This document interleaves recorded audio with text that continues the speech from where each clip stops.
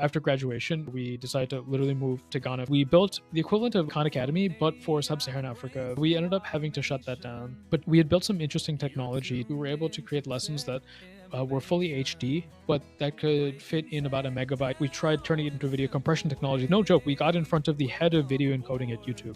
It took 2 years of hustling to get to those people, but after we did, we realized that wasn't going to work. With tech and trends side by side, tech innovations for the long ride, breaking down tech for today.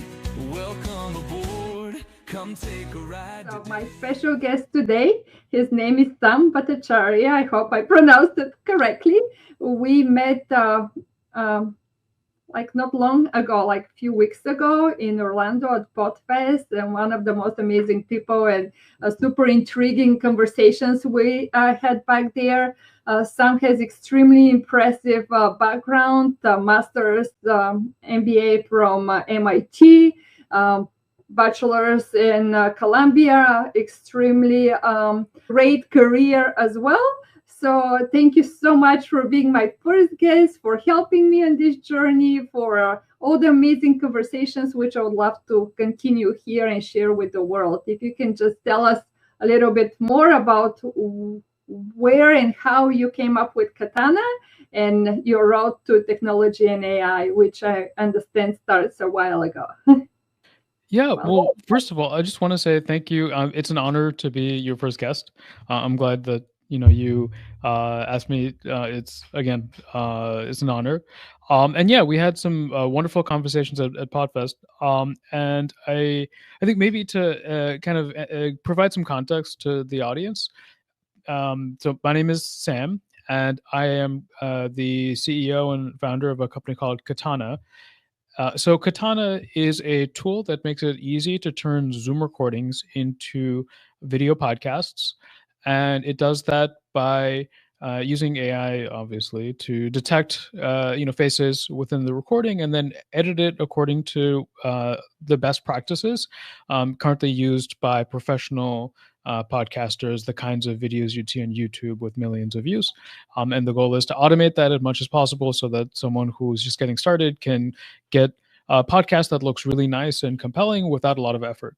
And in terms of how I got started with Katana, I think I'll get into my background, but just immediately before Katana, I used to work for a company called Streamyard, which is a tool to live stream video as well as to record podcasts. In fact, for the audience, we're recording this right now in Streamyard, and I was their head of AI. And while I was working as the head of AI, the folks that run Streamyard at the time, they asked me to help out with editing features. At the time, I was doing both product management and core engineering and R&D, and I wanted to get more context as to why, the founders and a lot of the other people on the team wanted me to work on editing, and so I talked to some of Streamyard's users and customers. And I was like, how hard could editing be? Why is everyone asking about editing? And then I actually tried to edit some videos and some podcasts myself, and my God, was it difficult. And I think, one is just editing is hard. And I know it sounds silly, but like when you do it yourself, you realize actually how hard it is. And I'm a programmer. Okay, I'm the kind of person that uses Linux for my own operating system. I've coded my own website. I don't use any website builders. And so, that hopefully that says something where when I opened up Adobe for the first time, it was just, this is too much. I can't do it, right? So yeah, it's hard. And then I think the other thing was when I noticed that a lot of companies in the industry, what they were doing was to use AI features in editing. They were just taking open source stuff from the internet and they essentially hooking up to open source APIs from ChatGPT. And so, for example, there was a company called Opus Clips that was their whole product was to take in a long 1 hour video, and they would chop it up into short clips that you could then repurpose repurpose on your social media account. So like you can record a 1 hour interview with a guest, and then you can find 5 to 10 short clips that you could then use for additional engagement on your social media channels. I understood Mhm. the use case, but when you actually use their tool, taking an hour-long podcast, you would generate around 20 to 30 results for an hour-long episode, and the overall results weren't great on either subjective or objective metrics. So on objective metrics, like half of the videos would cut off in the middle of a sentence. Oh. And so, I mean, that's fine. Like it's still a very useful product. But then I was thinking back from the time when I was doing my own PhD and the kind of like academic rigor that goes into tools like ChatGPT, that kind of thing would have been unacceptable for even applying to prison to talk at an AI conference. Like you would have gotten laughed out the door because it's if you have something where like half of your results are objectively like cutting off in the middle of a sentence, that's Mhm. like, that's amateur hour. You're like that's not even worth a college project. And so I saw this inconsistency of people just putting together a product based on connecting to ChatGPT, and the reason that people pay for it and use these kinds of products is because of how painful editing is. But then there's not really much technical rigor. And I guess the thought process was, if I were doing this for my PhD research, I would have taken a much more rigorous approach. And so when I was at Streamyard, I had conceived of an idea to actually do this the way that you would do it if I were, doing my PhD research. StreamYard, for reasons that are complicated to go into, and I'll get into the history, I ended up starting working on Katana, and I built a version of like a clipping algorithm on my own within Katana that was 100 times faster and cheaper, and the results were Mhm. noticeably better. So like 95% of the videos would end at a proper sentence boundary. So just as an example of like one thing where, yeah, you could get better results by taking a proper kind of R&D approach to it and not just hooking up an API to ChatGPT. So I guess the thought process was like, people are paying for imperfect tools, like tools that actually didn't, there wasn't really that much effort that was put into them. Mhm. And so I guess the question is, what if you did a good job? What if you actually did a good job at creating tools that could actually edit videos to the level of a professional? So it's not just like you're saving time and money from people who couldn't be bothered to edit. It's actually you saving time and money. And what if the results were also good? Like, what if you could actually get good results from AI? And I think the reason that people just don't do it is just it's hard to actually train like foundational level AI that can read, like the amount of effort that ChatGPT does, or people who built Chat like OpenAI goes into to get their models to write really good code.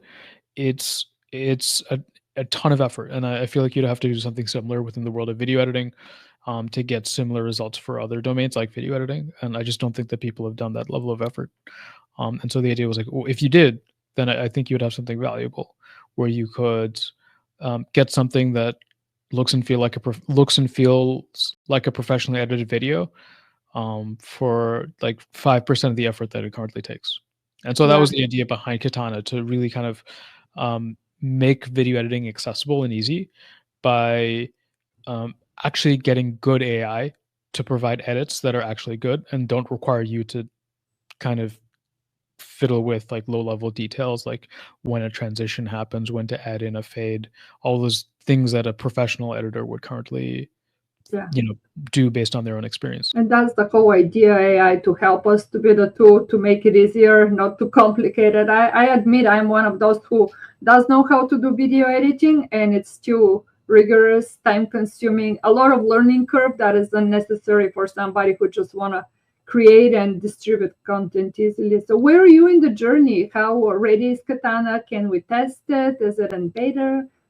Yeah, so Katana is in beta. So Mhm. you can find it at Katana.video. It's in beta. So I think the kind of caveat there is that it's available, it's tested, it's free. You don't even need to sign up for anything. So you can go to Katana.video. And if you have a Zoom recording, which is an interview Mhm. with 2 to 4 guests, So right now it doesn't work for single person video yet. That I haven't gotten to that point yet. But for 2 to 4 guests, it will automatically turn it into something that looks much more like a professional video podcast. It will do this switching between showing multiple speakers and an active speaker. It'll add name tags when the guests introduce themselves, and it'll do a number of those things. And it's free. You can go right now today, and it should work. But if you do find any bugs, I apologize. And if there's any issues, I'm also happy to help. My email is sam@Katana.Video. And so if anyone wants to give it a shot and they run into any issues, I will move out of my way to fix any issues that happen and help out if you're interested in trying it out. And I can confirm, because I was one of those that I was super intrigued how you can make it easy. And yes, I'm trying it, testing it, but you're so available and accessible, and which is amazing for somebody who is building and who is the CEO to be so approachable and to share publicly your email is one of the most amazing things here. I will probably regret it at some point. Yes, but I think you will. You might have to change it. Yeah, well, I think I've thought about that, but it is one of those things where I would rather put myself at risk of people trying to take advantage of me in the effort of making myself so accessible to the people that wouldn't otherwise be able to get that kind of accessibility from another well-established company. And I want to genuinely run.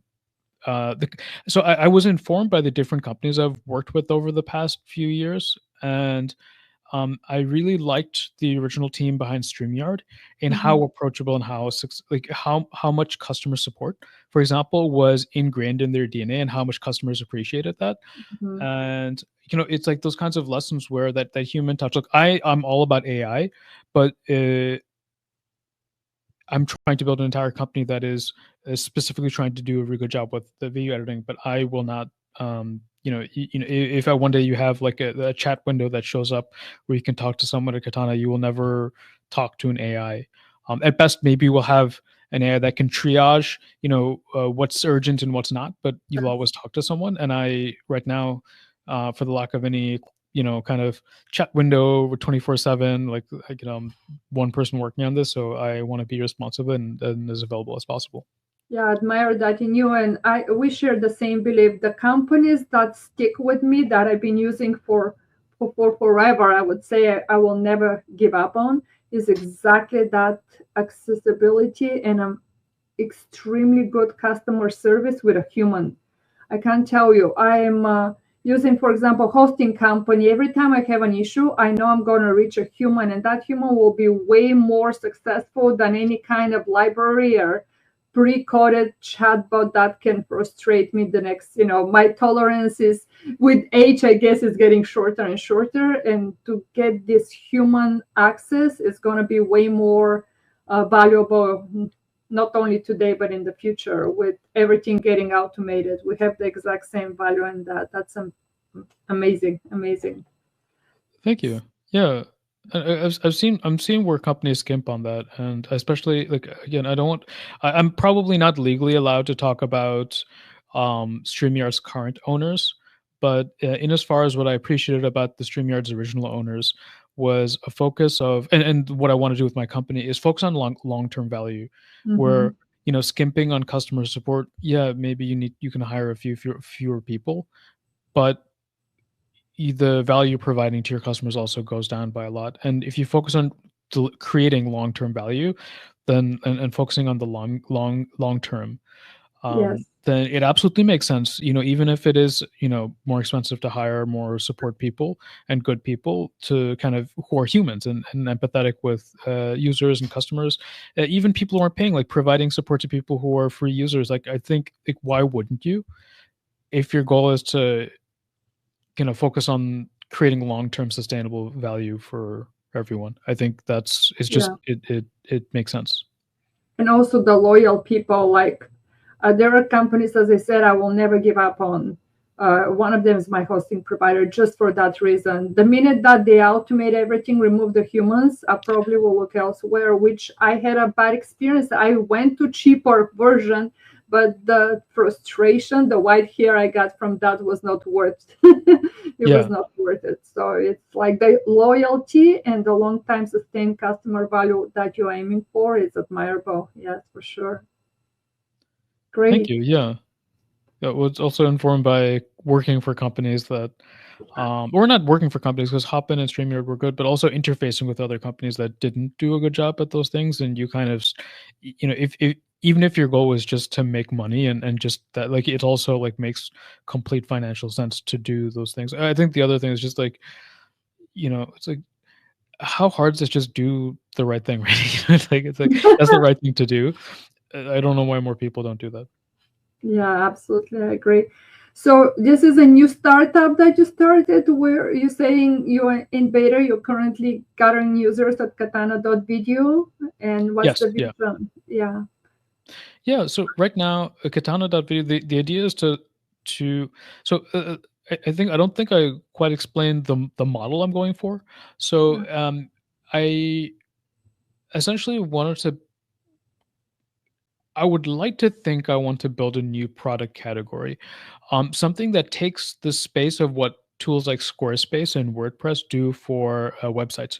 Where 20 years ago, if you wanted a website, you would have needed to learn to code, or you would have needed to hire a software engineer to build a website.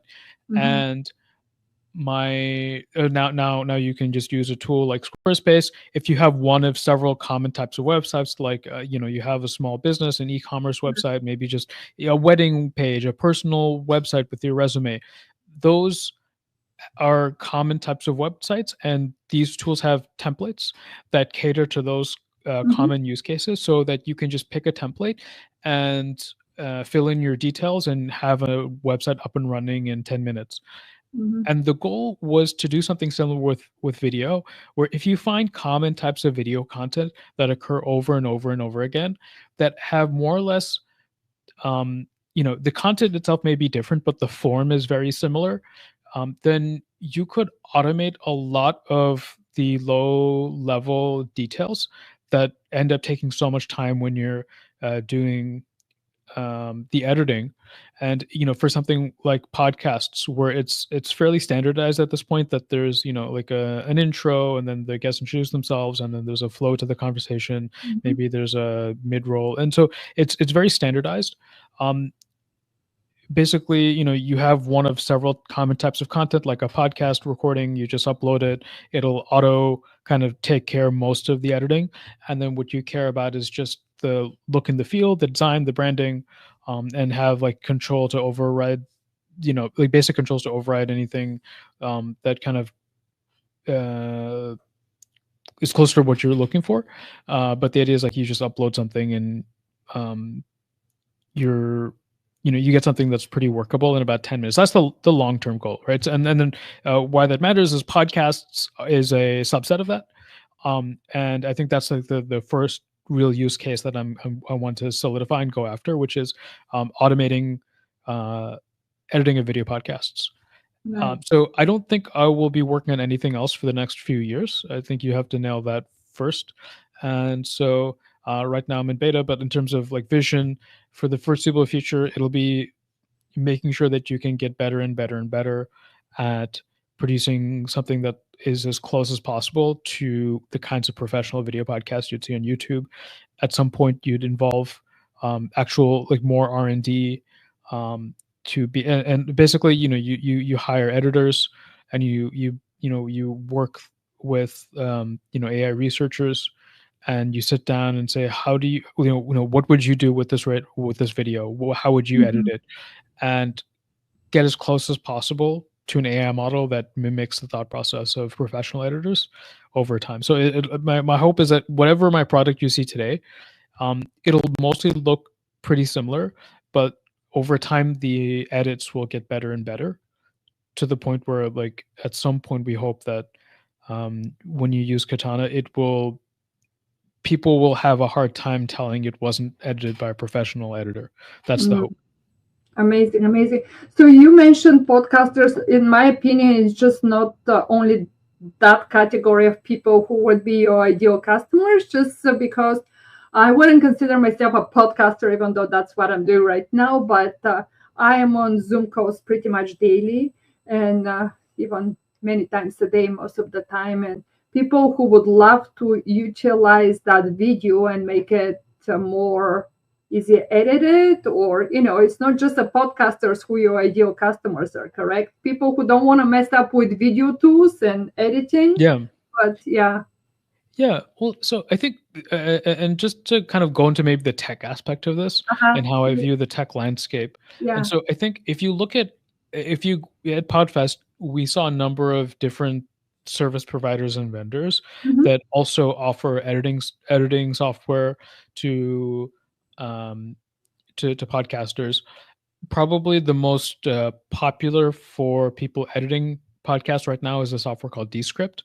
Yes. Maybe there's another one called Riverside, but that's that's a recording tool that has editing features. Descript is an editor software first and foremost. And I think the reason why I say I wanted to build a different product category was from my intuition as um, my product intuition Yeah. is that by going for the Squarespace model, like you're going for a different customer persona. So in terms Mhm. of Descript, right, their customers are video editors. There are Mhm. podcasters who aren't editors that use Descript, but I suspect that the majority of people who are not professional editors who use Descript find it more complex than they would like. Mhm. And the goal is to target uh, people who are not professional editors and who don't want to be professional editors. Yes. I think there's that space in the sense that like people who use Squarespace aren't usually not software engineers. They're people Mhm. who don't want to hire a software engineer, who don't want to learn to code, and so it's that bucket. And in terms of being that entry level, I think you are talking about this entry level. So I suspect Mhm. that you know that there is a group of people who would do more kinds of content, but currently editing is one of the main barriers that Yes. makes it not worth the effort. And so my hope is by reducing the effort to get something that looks pretty good, you're able to unlock some group of people who wouldn't otherwise make content. And so in Yes. that sense, I don't want to compete. Like how do you grow in something like this market? I don't want to compete with um with Descript. I don't want to compete with other editing tools. I don't want to build a software like a video editor. I don't want if professional editors use my product, then I probably have some bad assumptions somewhere in my thought process.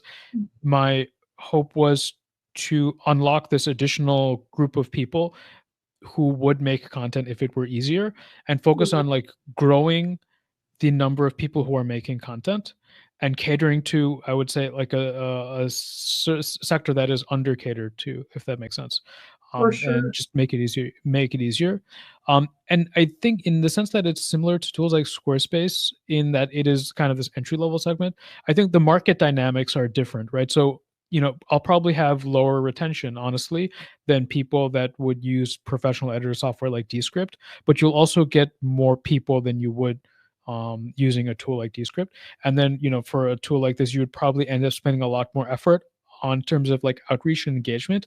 And I do suspect that people will eventually, you know, there'll be a long tail of usage, and then the most power users may eventually then graduate to using more complicated tools. And I think that's okay, accepting that people who have been start using podcasting. Let's fast forward 5 years and Katana is successful or whatever. People may have started using Katana, and then they get to episode 100 or 200 and their show is doing very well. I would actually just, honestly, I'll be happy if they say, you know what, um, Katana is great. It was help me to get started, but um, I want to be more professional now, and I have the budget to hire an editor. So I'm going to go hire someone, and they're probably going to use Descript or some other tool. And I guess just accepting as like that's okay. You know, we were that onboard ramp, and you would have never gotten to that point where you could hire an editor if you didn't initially kind of get that easy step into it. Mhm. But now you're at episode 100, 200. Yeah, probably Katana's too simple for your use case, and that's okay. Mhm. And kind of like being conscious of like, I don't want to compete with larger professional Yeah. tools. They do things that I will never do. But that's not to say that I'm not serving a purpose by, occupying this space that's able to provide an on ramp for people. That was the hope and the vision And behind that. and it is working. That's exactly what attracted me, because I don't want to be I went to that podcast out of completely different. I'm not a seasoned podcaster. I didn't even want to start it at the time. I'm inspired by people like you who, what attracted me starting our chat was the fact that you created something that is so easy and simple, and you don't need even any technical knowledge to just upload a video. The system's guiding you, and that simplicity is what attracted me. In addition to that, we chatted about such a more we through our conversations we had such a connections. Like, one of the things, maybe if you have time and desire, maybe share about Vectorly and what you've done. How do you compress video, and what led you to the fact that you wanted to do video accessible for people with low bad network, bad internet connection, which we here in America, in the Western world, our speed and internet connection is something that we take for granted. We just think it's in the air, but it's not like that the rest of the world. And what you've done for video and making that any kind of video approachable for the rest of the world, super admirable. And that's one of the things that inspired me and for me to learn more about you and what you are doing and why you build it. Yeah.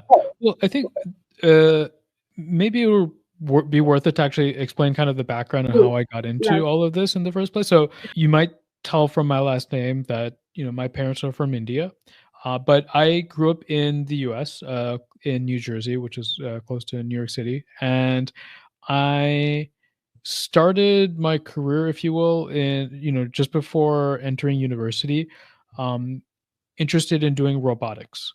So Mhm. I had, when I was applying to universities, that's just around the time that NASA sent two robot rovers to Mm. Mars. Like, that was the Spirit and Opportunity rover in 2004.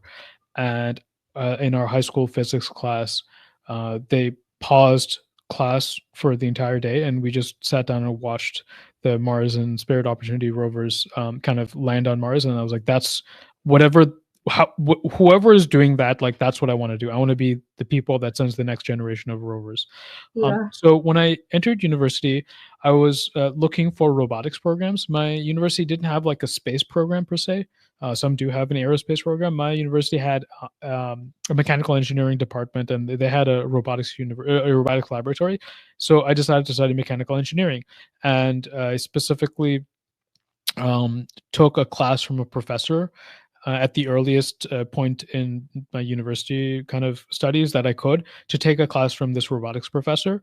And I did so well in his class that he let me kind of um, work as an intern in his laboratory. So that's kind of what really started getting me into robotics.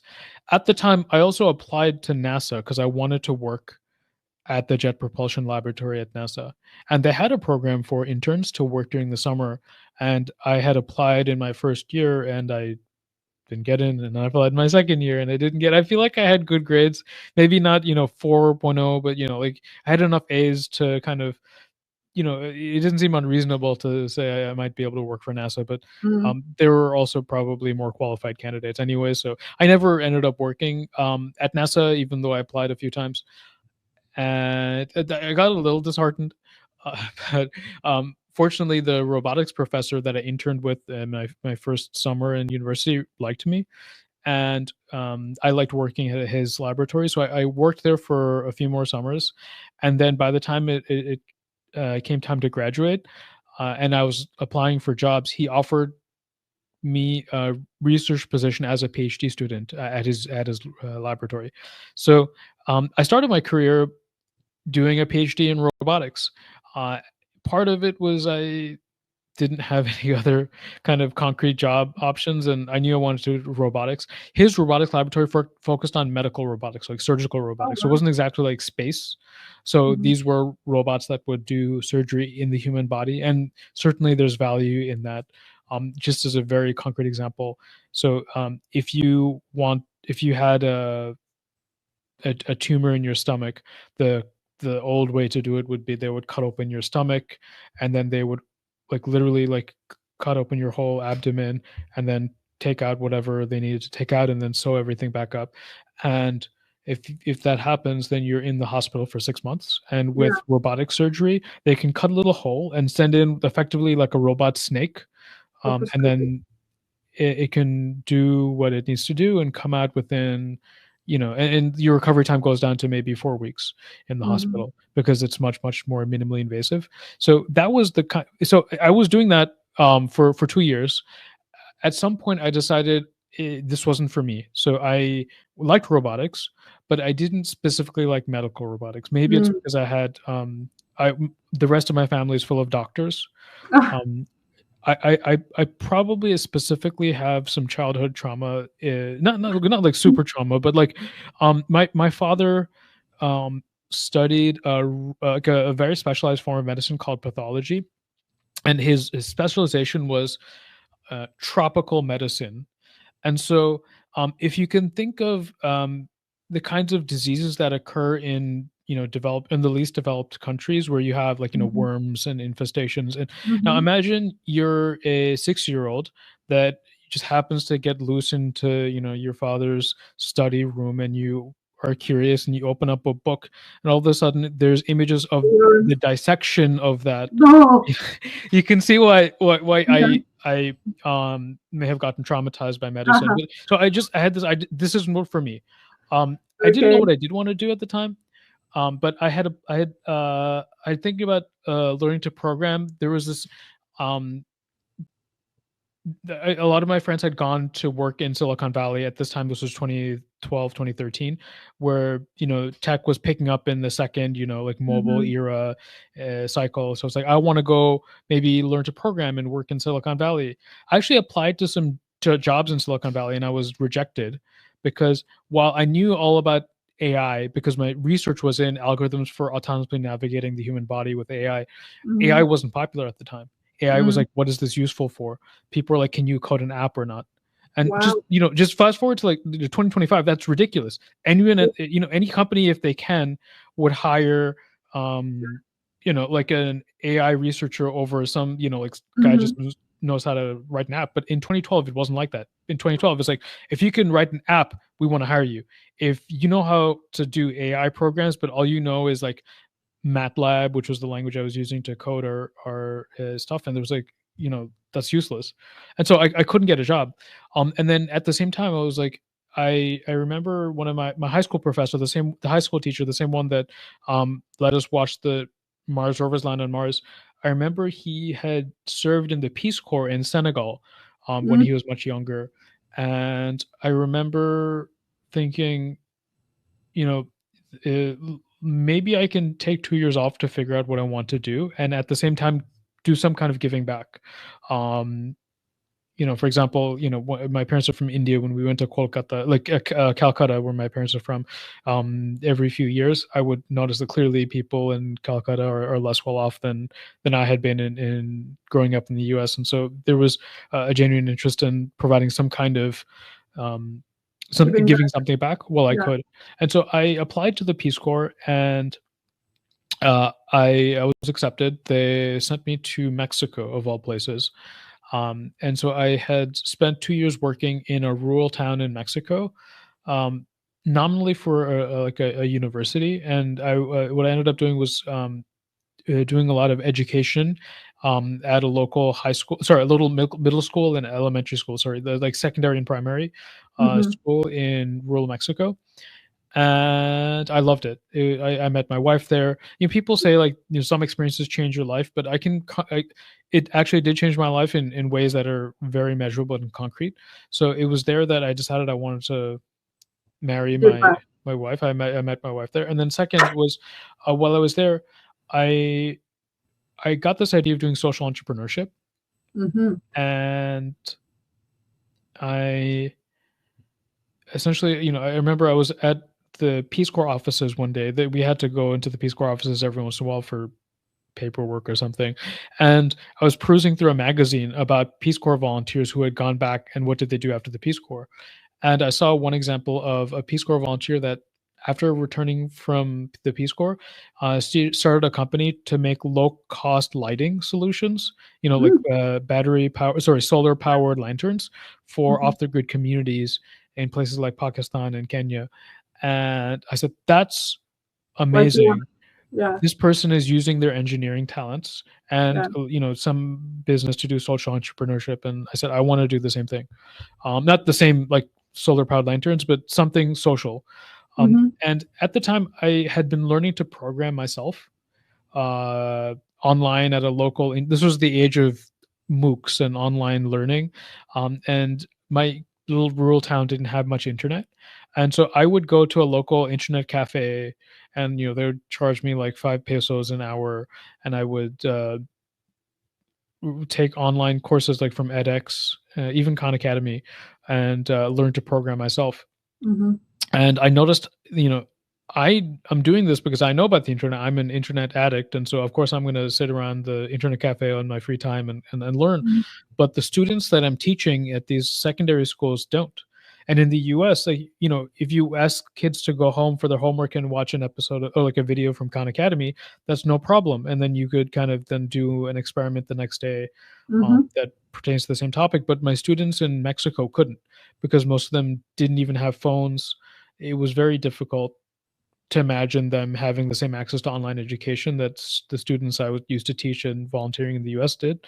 So, I got this interest in making online education more accessible. I was fortunate to be able to go to an internet cafe and learn to program myself, but my students weren't able to. I eventually ended up trying to pitch that as a startup. Unfortunately, no one funded me because I had no idea what I was doing. But I did. My parents said, why don't you go do an MBA? And I think the only reason I did say yes to that approach was because this Peace Corps volunteer that did, low cost lantern solutions had first done his MBA. And then had done this. So I was okay, maybe that's something I could do too. So I applied for MBA programs and ended up going to MIT for my MBA. But I still had this idea of doing social entrepreneurship. I fortunately found another student at MIT who was finishing his PhD. He was from Nigeria, and he had the same kind of experience that I did. He had taught himself a lot of stuff while literally using the only internet cafe in all of Lagos at the time. And that helped him get into MIT. And kind of, we both had these experiences of like the challenges of online education in emerging markets. So we said, let's work on this together. So to my parents' detriment, or rather my parents weren't happy about this, but after kind of working on it as a part-time for 2 years with my co-founder, after graduation, we were able to get enough grant funding to try out the idea, where we decided to literally moved to Ghana first. And I spent 2 years in Africa, one in Ghana and then 1 year in Nigeria. And we built an app that was the equivalent of like Khan Academy, but for sub-Saharan Africa, for specifically West Africa. I don't want to overgeneralize, but also I don't want to undergeneralize. Yeah, obviously each country is different. Ghana is different from Nigeria, but they all take a common education system. There's 5 countries in West Africa that form the West African Education Council. It's called the WIAC, that is what they call it locally, and they all have the common university entrance exam system. So we thought we could do both Ghana and Nigeria because they literally take the same exact exam at the same exact time. It's like the SATs in the US, and that's the exam you need to pass in order to enter university. And so we said, let's build an app that helps students study for this exam. And we started in Ghana, and then we went to Nigeria to expand. After a year and a half, we built an app, and we actually had students using the lessons. We'd hired teachers to record lessons and create lessons. And we had students actually using this app. So it was successful in that we built something that students were actually using to study. Some of them had even kind of kept in touch with us. We had, reached out to them on WhatsApp, and they had told us, oh, I passed the exam, thank you. I'd even done some tutoring for some of the students on WhatsApp. And the problem was that we could never actually effectively monetize that in a way that would make it self-sustaining. So I think at most in 1 month we were able to make $300 a month, and we were spending something like $20,000 a month. A lot of that was teacher salaries to be able to make the content. So arguably that was like a one-time cost, but even then, like, it was not enough to continue the operation as a social enterprise. So we ended up having to shut that down. But just before we shut it down, we had built some interesting technology to make those videos very accessible in emerging markets. Yes. It was an idea that came from when I was in MIT. I think I saw this presentation about how to use technology called vector graphics to make very efficient, high quality renders, and it worked for, I would say, let's say, like synthetic content that it looks like it was drawn on a computer. But fortunately, Khan Academy lessons and coding lessons and things like that are all of this kind of like computerized kind of format. And so because of that, we were able to create lessons that were fully HD, if you will, but that could fit in about a megabyte of data or 2 megabytes of data per hour of video. So it was much, much cheaper. And this is very helpful for students who had to pay the equivalent of $4 per gigabyte of data so data was an issue. So our app worked offline. You could download the lessons over Wi-Fi, and it was otherwise very cheap to download because the data was so light. So that we built some genuinely novel technology. When we shut down the app, the company kept going. We had taken whatever little grant funding we had left, and we said, what if we try and license this to other education, e-learning apps in developing countries? We pivoted a few more times. None of that didn't work. We tried turning it into a video compression technology that could be used by YouTube and large companies like Netflix. We actually got investment from people who knew what they were doing, certainly more than I knew what I was doing. One thing I appreciated about the entrepreneurial culture, especially around in the US and especially in Silicon Valley, was that people took us seriously because we had an interesting idea, even if it wasn't practical. And at the end of the day, people were willing to give us an audience. So like no joke, we got in front of the head of video encoding at YouTube. We got in front of the right guy at Netflix, like the person who was in an authority to say, we're going to do this or we're not going to do this. And it became very clear after it took 2 years of hustling and networks and networking to get to those people. But after we did, we realized that wasn't going to work. We pivoted a few more times. This was over 5 years. During the pandemic, people were doing stuff with video conferencing. At some point we decided, what if we pivoted to like building AI features for video conferencing, like a SDK that would upscale video calls, and that would also add in kind of beauty filters and virtual backgrounds and background noise removal. That was the thing that after 5 years of trying to build stuff that no one wanted to pay for, that was the thing that people turns out wanted to pay for. And so we were able to kind of have some commercial success. One of our customers offered to acquire us. This was a company called Hopin, which was the company that also acquired Streamyard. It was the Streamyard's parent company. And so that's how I started working with Streamyard, because they acquired my company. At that point, I was like, I started this whole journey in entrepreneurship in 2016, trying to make the world a better place by making online education more accessible. I feel like I had failed in that journey. It never really worked out as a self-sustaining business. And so if what people wanted to pay for was virtual backgrounds, then like, I didn't see any point to continuing the company. It's not like I had my heart invested in virtual backgrounds, if that makes sense. And so if a company offered to acquire us, I said, sure, let me, I'll take it as a graceful landing for something that otherwise, at least the investors got their money back. Our employees got well-paying jobs. Everyone was better off after that transaction than if we had kept trying to go at it. And like, it didn't, like, there was no mission behind it. At that point, it was just, we found success in virtual background, so like, let's just do it. And so, that was some of the reasons that we joined our company. It's because the first thing I really wanted to do didn't work out. And so if the backup plan was an acqui-hire, then I said, sure, like this is better than the alternative, and maybe I'll get another shot at doing what I really want to do in the future. I don't. That still hasn't happened in terms of my goals and my hopes and my dreams for like social enterprise. But I do have a social enterprise that I would like to work on if Katana works out, if that Yeah. makes sense. Katana, the part of the reason that I started working Katana beyond all of this was because Hopin itself was acquired in 2024 by a private equity firm, Mm-hmm. and basically everyone was fired. And so I found myself unemployed in April 2024, and Katana wasn't because I had been dreaming of doing this for years. It was more just because, given the circumstances at the time, building a new company seemed to be the most straightforward path for me at the time. Um, and not because I had been longing to do it for years. I do have something I'm longing to do for years, and that's going back to social enterprise, but that's maybe not something I'll be able to do for a while. But you already built it though, so I don't hear any of this. I don't know why you think it's a failure.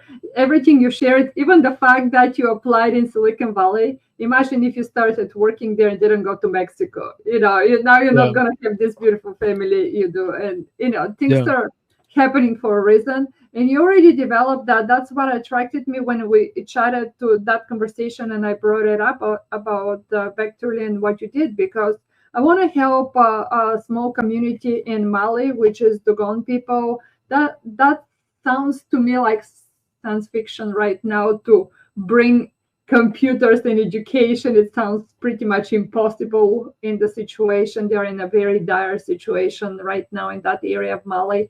Um, Constant attacks. They're pretty much fighting for their life. And I'm thinking, okay, how can we make Khan Academy accessible there? But you already built technology like that. And just because that venture, the way things turn out, did not become profitable, doesn't mean you don't have it ready. It is still something that you developed. And if the right person at the right time shows up to help to build this social entrepreneurship and bring it to a model that can become self-sustainable and profitable, that for sure is something that is a success. I don't see it as a failure. Yeah. well, I've thought of two ways of actually going about this. So I think one is, in the absence of me having been able to do it, I do know that there are other good people that have had more success than we did in online education in emerging markets. So I'd highlight one organization called the Foundation for Learning Equality. I'd run across them. They had gone a more like a completely nonprofit route, and I was hoping to try and build something that was sustainable, Mm-hmm. self-sustaining. But in as far as they're actually having real impact, it's entirely donations based. But the Foundation Learning Equality are really good folks. I met them a few times, and so like that's probably one thing. And honestly, if Katana is successful one day, I would donate a lot to that specific cause. There's other opportunities as well. So I think one of the things is one of the co-founders. There was a third co-founder beyond the one from the Nigerian PhD student who was working with me. There was a third one named Thomas Richmond from he had done his I think master's degree in education, and his hope was to help local educators in Nigeria Mm-hmm. learn to build engaging content that they could market themselves within Nigeria. And I guess like basically helping Yes, locals help locals, if that makes sense. yes, it does. And um, I think in as much as like I've been in the creator world because of my experience at Streamyard and with Katana, that's something also I feel like, I may not have perfect expertise on like how to build engaging content, but in as much as like I'm building tools to edit content, record content, like it is still a world that I'm kind of tangential to. And so I think the one criticism around the nonprofit route of like Foundation for Learning Equality is that I don't think it addresses as effectively the idea that I thought was so effective that I wanted to support, which was like local educators helping local students. And Mm. I believe in that, and that's what that was what Thomas and I bonded over. And so, in as much as we could help local educators build and promote and distribute engaging content for local students, like that was something I'm super interested in. And we'd even joked and talked about, like, what if we created like a little recording studio somewhere in Nigeria, and we offered free recording space for any Mhm. teachers who want to try making online courses that they and we'd help them promote and distribute and do it for free, but just have a space where that they could try those things. This was stuff we had talked about for off and on for the lot. This is the conversations I've had with like my kind of former co-founder over years. It's something I'd like to think about and go back to, because I'm still passionate about that idea as well. And me too. I really hope, and I would like to help any way I can to see this successful. There is a similar service in Bulgaria. Actually, it started a while ago. It's called Ucha, which means I'm getting educated. It is exactly the same thing. Educators are creating the video. Maybe I can connect you with the founder, and that is super successful. Pretty much every kid that I know in my native country is using that for supplemental to the education system over there. So for sure, if I can help Yeah. and if I get your connection, I really would love to see this working, and can support it any way I can. Or anybody who might hear this might have any better idea, and by all means would love to hear how we can bring it to fruition and to see it working. Yeah, And I I'd don't love to. know.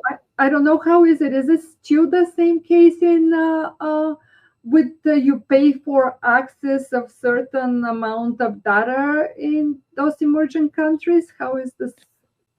I believe the model is still like that.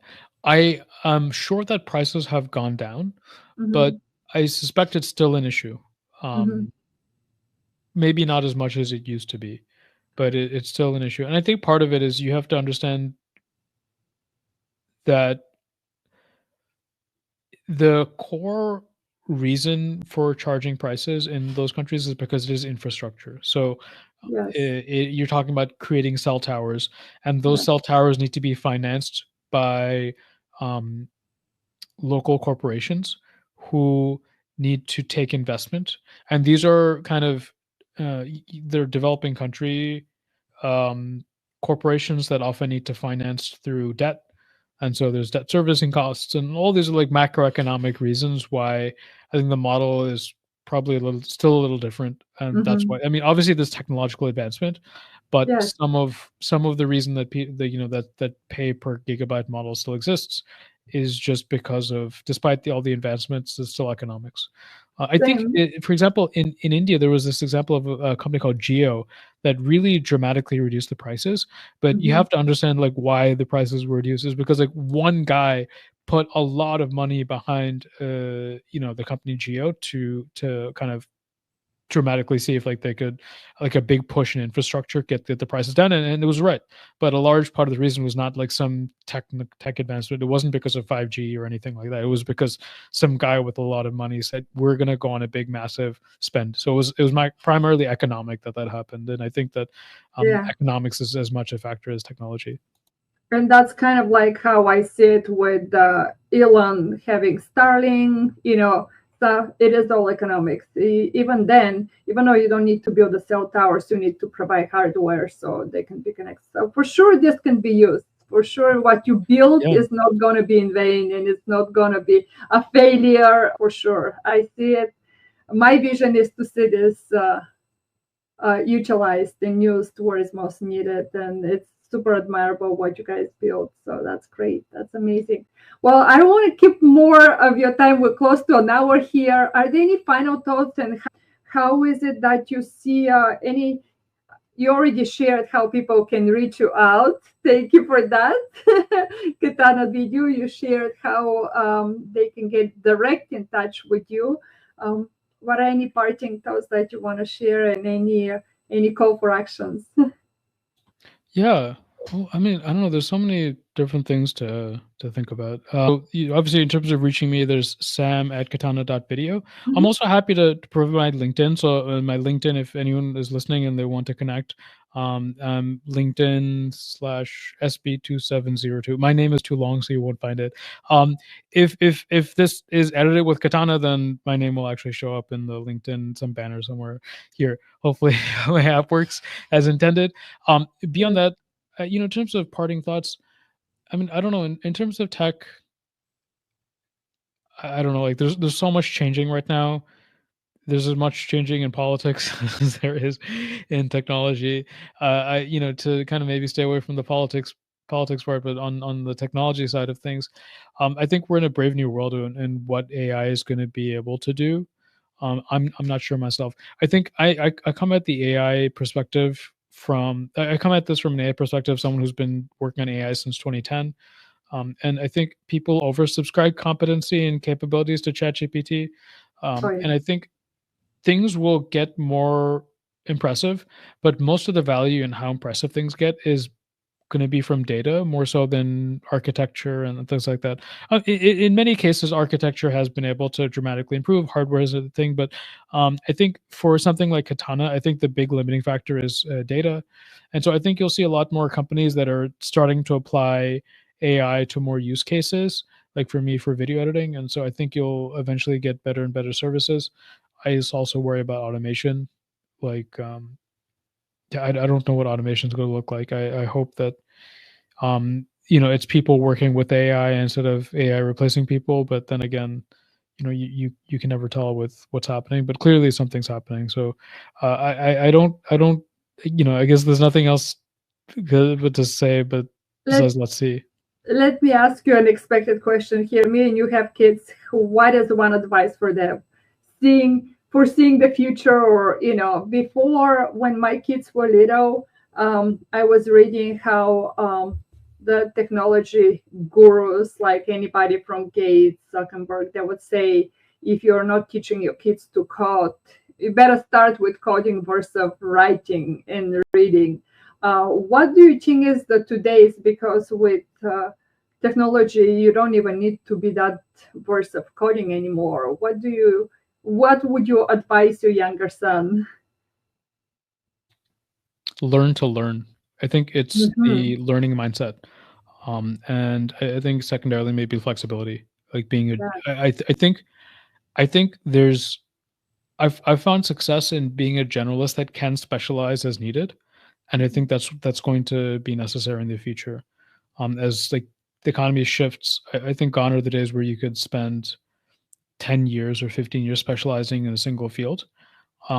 That's what my father did, and I would not recommend my son do the same thing because I think technology is moving too fast for that to be viable, where you can spend 15 years specializing in a specific field and just know that you'll have some kind of job security because of that. I think rather it's better to be a generalist that can deep dive and learn new things and react quickly.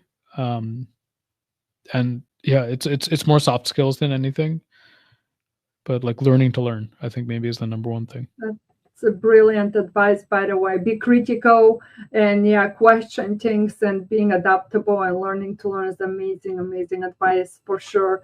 I cannot agree more with you. I receive all these calls from recruiters pretty much on a daily basis, and they're asking stuff. And I'm like, I don't know how to address this. When I was in college, social media was not a big thing. AI was for sure not part of the curriculum. And today, if they go and study 4 or 5 years something, by the time they graduate, might be irrelevant. It is just moving exponentially way too fast. And I agree, being adaptable and learning how to learn fast is absolutely a tool that and same like your father, my father-in-law, and my father-in-law, they both were in Korea for over 40 years. I don't see that happening to our future generation whatsoever. It's just and when they say job security, that's been oxymoron for a long time. And I absolutely agree, use the technology and AI as a tool, and learn fast with that. It's amazing. Absolutely, yeah. Great. Well, thank you. Who do you think we should talk to next? Is there any advice, anybody that you can recommend? I for sure would love to continue our conversation and see how Katana is growing. And if there are any other information you want to share, I would love to continue the chat with you too. Oh, that's right. Oh, I'm happy to talk about anything else as a regards to tech. Yeah, Obviously, this is something I'm in daily. There's a lot of folks I know. I think let me think about it, and I can come up with a list. But there's a lot excellent. of folks that have different interesting things to say. So I'll come up with a list and see. Excellent. Looking forward to our next chat. Thank you so much for your time, Sam. Thank you. And looking No, of forward course.